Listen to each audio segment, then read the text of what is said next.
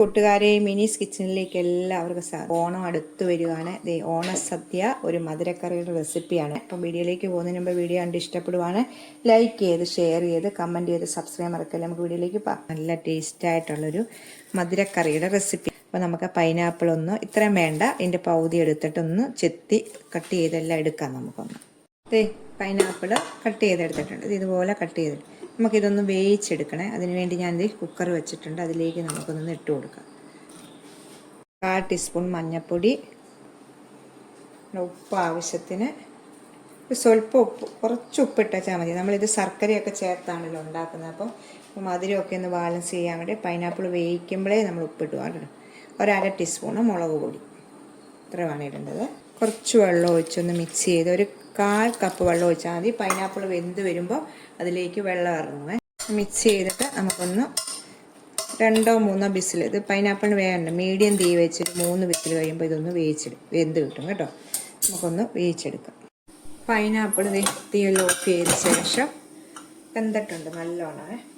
നല്ല വെന്താലും ഇതിനകത്ത് സ്വല്പം വെള്ളമുണ്ട്. നമുക്ക് ആ വെള്ളം ഒന്ന് പറ്റി തീ ഓണാക്കിയിട്ട് നമ്മളിത് ഉണ്ടോ, കുറച്ച് വെള്ളമുണ്ട്. ആ വെള്ളം ഒന്ന് നമുക്കിന്ന് പറ്റിച്ചെടുക്കാവേ. വെള്ളം പറ്റുന്ന സമയം കൊണ്ട് നമുക്ക് തേങ്ങ ഒരു 1/4 കപ്പ് തേങ്ങ ഒന്ന് വറുത്തെടുക്കണം. നമ്മൾ നല്ല ഗോൾഡൻ നിറമാകുന്നിടം വരെ ഒന്ന് വറുത്ത് കുറച്ച് വെളിച്ചെണ്ണ ഒഴിച്ചിട്ട് നമുക്ക് വറുത്തെടുക്കാവേ. തേങ്ങ ഗോൾഡൻ നിറത്തിൽ ഞാൻ വറുത്തൊന്ന് മാറ്റി ഇതിനകത്തൊന്ന് മാറ്റി വെച്ചിട്ടുണ്ട്. അതിനകത്തിരുന്നാൽ ഒന്നുകൂടെ മൂത്ത് പോകും, അതുകൊണ്ട് മാറ്റി വെച്ചതാണ് കേട്ടോ.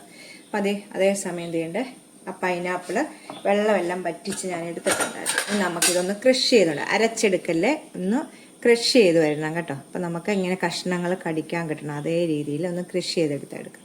അപ്പം ഞാനൊരു പാൻ വെച്ചിട്ടുണ്ട്. ഇതൊന്ന് ക്രഷ് ചെയ്തുകൊണ്ട് വരാം. ക്രഷ് ചെയ്തിട്ട് ഞാനിത് പാനിലേക്ക് ഇട്ടിട്ടുണ്ട് കേട്ടോ.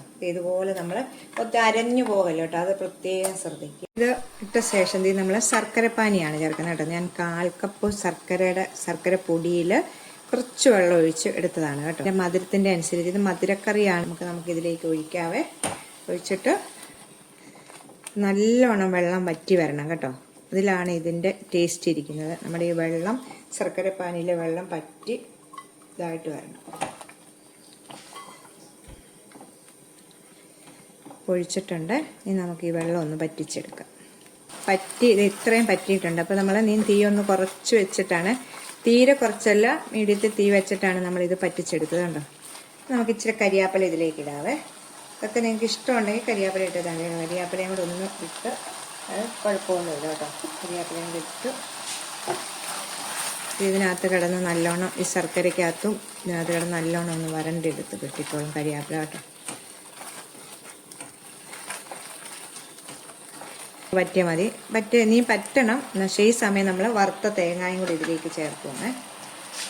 വറുത്ത തേങ്ങ പൊടിച്ചുകൊണ്ടുള്ള തേങ്ങ നമ്മൾ തീ കുറച്ച് വെക്കണം. ഈ സമയം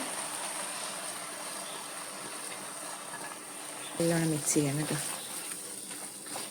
നല്ല ടേസ്റ്റ് ആയിട്ടുള്ളൊരു മധുരക്കറി റെസിപ്പിയാണ്. കുറച്ചാണ് ഉണ്ടാക്കിയിരിക്കുന്നത്. നിങ്ങൾക്ക് ആവശ്യം അനുസരിച്ച്, ഇപ്പോൾ നമ്മൾ സദ്യക്കൊക്കെ ഇച്ചിരി അല്ലേ ഇലക്കകത്ത് വെക്കുന്നത്, അപ്പം അതനുസരിച്ച് അംഗങ്ങളുടെ അനുസരിച്ച് എടുക്കും. തേങ്ങ ഇട്ടിട്ട് കുറച്ച് നേരം വെള്ളമെല്ലാം ഒന്ന് വറ്റി, തേങ്ങ നമ്മൾ വറുത്തെടുത്തേക്കുന്നതല്ലേ. മധുരക്കറി ഉണ്ട്, ഇരിക്കുമ്പോൾ ഒന്നുകൂടെ ഒന്ന് ടൈറ്റായിട്ട് വരും ഇത് കേട്ടോ. അപ്പം ഇത്രയേ ഉള്ളൂ കണ്ടോ. എന്ത് ഈസി ആയിട്ട് ഉണ്ടാക്കാൻ പറ്റും മധുരക്കറി. ഓഫ് ചെയ്തിട്ടുണ്ട്. ഈ സമയം ഞാൻ ഇതിലേക്ക് ഇട്ടിട്ടുണ്ട് കേട്ടോ. അപ്പോൾ നമുക്ക് ഇതിലേക്ക് ചേർക്കേണ്ട മുന്തിരിങ്ങയാണ് കേട്ടോ. അപ്പം ഞാൻ കുറച്ച് മുന്തിരിങ്ങ, ഇപ്പം ഇങ്ങനത്തെ കറുപ്പിനേക്കാട്ടി കൂടുതൽ കിട്ടുന്ന മുന്തിരിങ്ങ ഇപ്പോൾ ഈ സീസണിൽ കിട്ടുന്ന ഇപ്പോൾ ഇതാണ് കേട്ടോ. നിങ്ങൾക്ക് വേണമെങ്കിൽ കശുവണ്ടിയൊക്കെ ഇതിനകത്ത് ഫ്രൈ ചെയ്തിടാം കേട്ടോ. എങ്ങനെ വേണമെങ്കിലും ഇടാം കേട്ടോ. അത് ഇടുന്നതിന് നല്ല ടേസ്റ്റൊക്കെയാണ്. അപ്പം ഞാൻ കശുവണ്ടി ഇപ്പം 2-3 എണ്ണം ഇതിലേക്ക് ഇടാം കേട്ടോ.